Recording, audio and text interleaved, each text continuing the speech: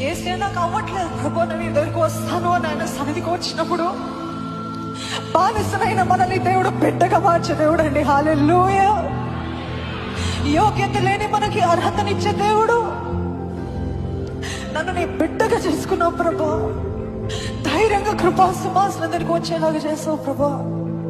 ఎన్నో గొలుసుని తెప్పేసావు అన్నవారు ఉన్నట్లయితే మీ చేతులను వైపెత్తుతారా? నా జీవితంలో ఎన్నో గొలుసులు, ఎన్నో బంధకాలు, ఎంతో అపవాది శోధనల నుండి దేవుడు నన్ను విడిపించాడు అన్నవారు ఉన్నట్లయితే బానిసనయ్యాను, నన్ను బిడ్డగా చేసింది